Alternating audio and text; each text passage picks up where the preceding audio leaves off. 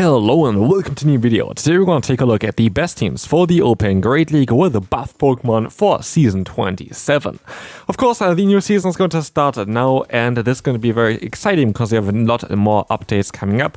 I'm now 1 month where I didn't upload at all on this channel, but here we're going to have now a top team video again for the Open Great League. And there's going to be a few very interesting teams here. Of course, all of them kind of feature at least one new buff Pokemon. And of course, if you enjoy the video, feel free to subscribe to this channel.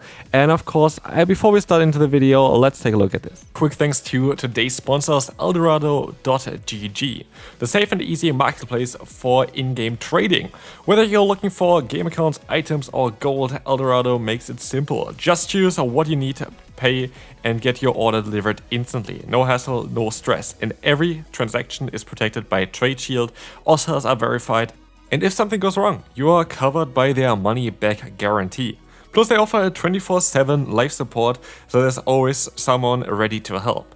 Use my exclusive link here in the description and in the pinned comment, or enter code JONKES at checkout to get an exclusive discount on your first order. If you want a smooth and secure experience when trading in your favorite games, check out Eldorado.gg. You'll be glad you did. You'll find top titles on this website like League of Legends, Fortnite, FIFA or GTA 5 and many more. All of them with instant delivery options. So, one more shout out to Eldorado.gg. Don't forget to use the link and code below for your exclusive discount, and we can go right back into the video. Thanks so much for sponsoring this video, but let's take a look here at team number 1. We're going to take a look here at the Kanto Ninetales. This Pokemon is going to be quite a bit better this season, especially with the move Energy Ball. Energy Ball very likely is going to be 45 energy. Of course, we don't know it exactly yet. I think it has currently 55, but it's very likely going to be 45 energy, which means Ember allows it to reach it after just 5 fast moves, which is going to allow you to have a lot of spamminess with this Pokemon. You're going to be able to outspeed most of the other water type Pokemon while having then good coverage against water and ground, which is the main weakness of Ninetales. But you're still going to be able to cover the weaknesses there as well with your backline of Religator as well as the Celio. You can also use Dugong as a Sasop. The main reason why you need, though, especially like an Ice type in the back with the Ninetales, is because you're going to have basically an offensive weakness against Dragon type Pokemon. Ninetales cannot hit any Dragon type Pokemon for really any significant damage. And that's why you see as well here the worst Pokemon to go up against is going to be the Kingdra, because Ninetales, yeah, at least going to do still neutral damage with the Energy Ball, but Fire type damage is double resisted, and with this it's just not going to be as ideal. But here the Feraligatr is going to be a great safe up having access to Ice Beam, and then of course Helio in the back is going to be fantastic, and Dugong of course got buffed this season as well, but there's going to be more teams around Dugong coming later on in this video. Next team is going to be one of those classic lines. This is a line that I was playing basically like 10 plus seasons ago or something. We're going to have here the Galarian Stunfisk being buffed with the Earthquake, now doing the same damage as it did back in the day when Galarian Stunfisk was the most popular Pokemon. Much got recently changed towards the back as well, and the Rock set got buffed as well, which makes Galarian Stunfisk a very interesting Pokemon for the current meta. We have Shadow Sableye with Drain Punch. Drain Punch is necessary for the current meta. There's quite a lot of Ice type Pokemon that you kind of want to counter, but also like those Licky are quite difficult to deal with unless you have Drain Punch. And then again, Energy Ball got buffed on Jumpluff, which allows it now to have way better pacing with a hard-hitting damaging move there as well, and then having Acrobatics in order to knock out opponents left, right, and center with insane amounts of bulk on this Pokemon. And here we see already this team looks fantastic. Fearow can be a bit difficult, but even Alethea as well, you're going to be able to resist the flying type damage. Of course, Drill Run is super effective, but you're also going to have access to the move Rock side, but still I feel like Fearow is kind of the most difficult Pokemon to deal with for this team. As we can move on to another team with the Jumpluff. Jumpluff is going to be a Pokemon you're going to see quite everywhere, but also Seeking is going to be quite a bit stronger this season thanks to Drill Run being now cheaper, being 40 energy for 70 damage, allows you to reach this one fast move faster with the pack, which now allows you to have way better and way faster pacing on this Pokemon, which especially as a Sasop is going to be fantastic, as also Drill Run is going to counter the electric type weakness of the Seeking. In the back we are going to have the Galarian Corsola, which is alright as well. I actually would now recommend more maybe Licky in the back, which is going to kind of want to avoid, of course, the fighting type Pokemon, which you're going to be able to counter with a Jumpluff, but also going to be able to be better against other Licky, which can be a bit of a problem if you run the Corsola which both of them are going to be fine. The Corsairs, other matchups were just going to be a bit stronger. You can use also like Pokemon that are maybe weak to like those Mud Boys because you have already a very good answer in the lead for those Pokemon. Next up, we're going to have here the team number 4. We're going to have Fearow, we have the Dugong, and we have the Clodsire. The different kind of variations of this team here as well. I just want to kind of highlight some of the Drill Run buffed Pokemon because those are going to be quite significant for the current meta.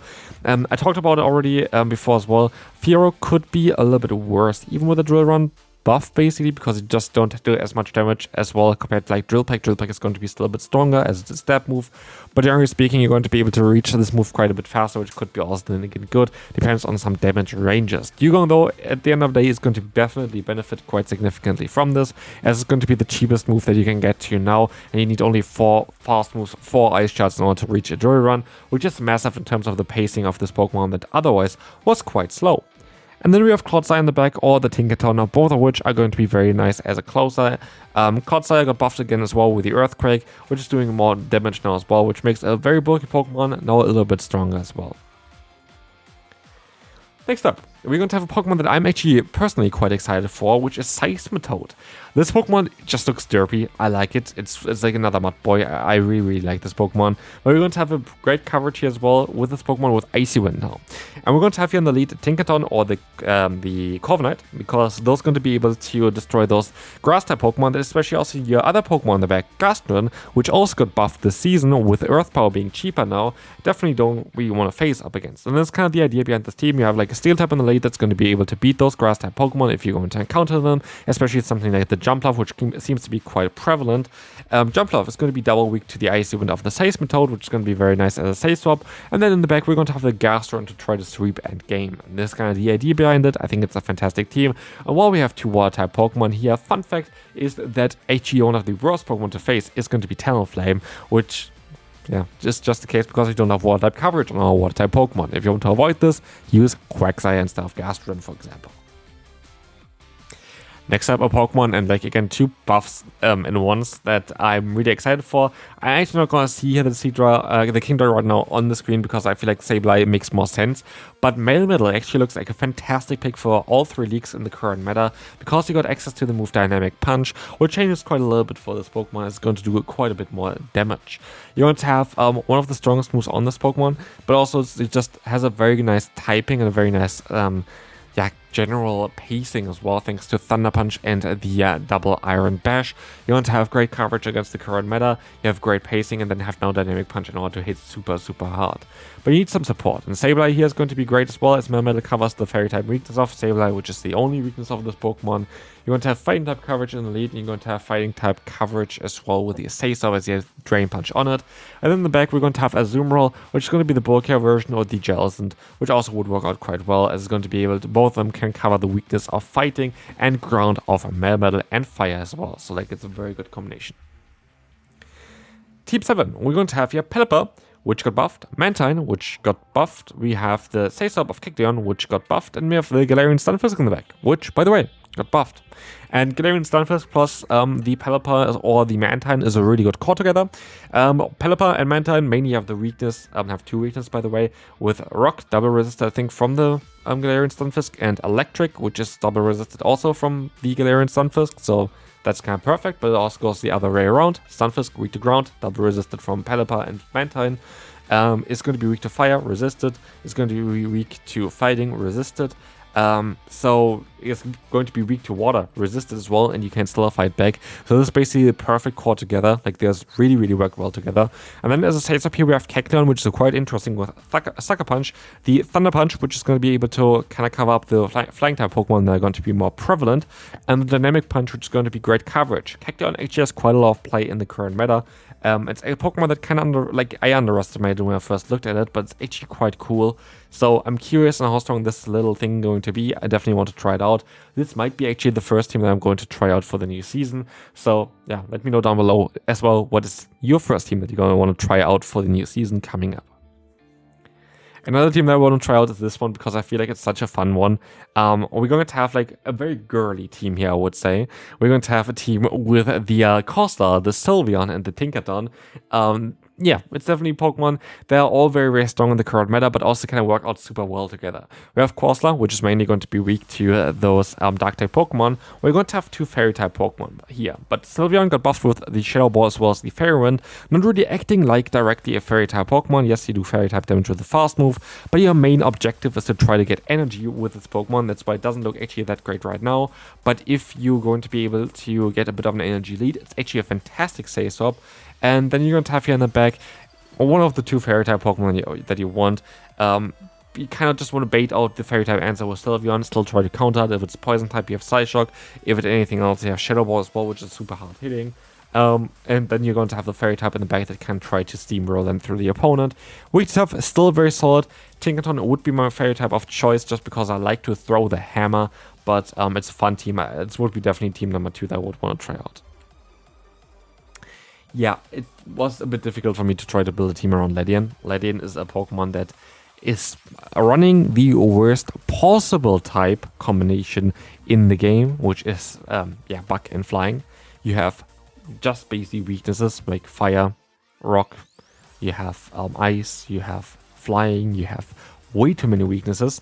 But what is kind of cool about this Pokemon, Electric also weakness, like, is kind of that you have like very, very good moveset, like Roller, Dynamic Punch, and Acrobatics, a fantastic moveset.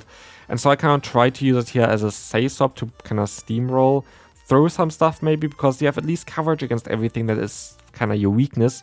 And I can't try to bait out Pokemon like a Licky, which I don't want to have up against my Shadow Talonflame in the back. Shadow Talonflame and Kingdra have a great core together. Kingdra are going to be mainly just weak actually against Fairy-type and Steel-type Pokemon, which Talonflame can counter. Talonflame is going to be weak to Water-type Pokemon, Electric-type Pokemon as well, and Rock-type Pokemon, which Kingdra can counter, so like it's a very nice core. In the middle, like kind of the, save up here is going to be that Ledian trying to get a bit of an energy lead and then try to knock out some opponents maybe that are unaware of this moveset of this Pokemon. And the final team here is a team where I would maybe recommend you to actually go for the Annihilate, just because I expect that there's going to be quite a few Ice-type Pokemon coming up. But Pidgeot actually is a Pokemon that's kind of flying a little bit under the radar, because you're going to have access to Gust, which got buffed this season, generating energy faster. I assume it's going to be I think Confusion got buffed as well in a similar way. It's likely going to be very similar. But you have Gust, Twister, and you have Air Cutter.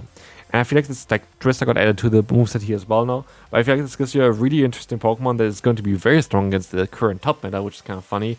And Twister actually makes a lot of sense against Pokemon like the Altaria, which you're going to be able to counter now a little bit easier. But you're always going to have also the option to just go for the Brave Bird instead of the Twister. But I do think that, especially with the Gust change, Pidgeot is going to have quite a bit more play in the current meta. It's just kind of underrated a little bit as well. And so this is going to be it for this video. Again, thanks so much for sponsoring the video here to Eldorado. Thanks so much for that. And this is going to be it for this one. Check out the link, of course, down in the description to my sponsor as well. And I will see you then.